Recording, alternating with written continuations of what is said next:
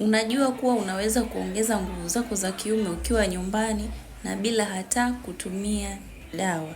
Vyakula hivi vitatu ni muhimu sana kwa ajili ya kuweza kuongeza nguvu zako wewe mwanaume bila hata ya kutumia dawa. Chakula cha kwanza ni matumizi ya asali. Asali ina uwezo wa kwenda kuongeza nguvu mwilini, lakini pia chakula kingine ni tangawizi. Tangawizi inaenda kustimulate mzunguko wa damu, na chakula cha tatu ni karanga. Karanga inaenda kuongeza stamina pamoja na kwenda kuongeza nguvu za kiume kwa wewe mwanaume. Ikiwa unapitia changamoto ya upungufu wa nguvu za kiume, tumia mchanganyiko huu, utakusaidia kuweza kuimarisha nguvu zako za kiume.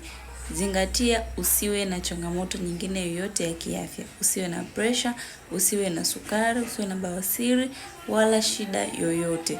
Ikiwa hauna hizo shida, ukitumia mchanganyiko utakusaidia sana. Ukitumia hivi vyakula utakusaidia sana kuweza kuongeza nguvu zako za kiume.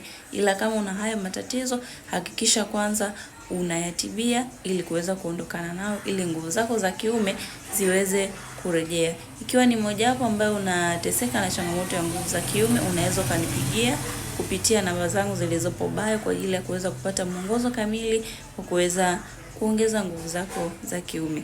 Comment neno afya ili kuweza kupata listi ya vyakula ambavyo vinasaidia kuongeza nguvu zako za kiume ukiwa nyumbani. Share video hii kwa wanaume wengi zaidi.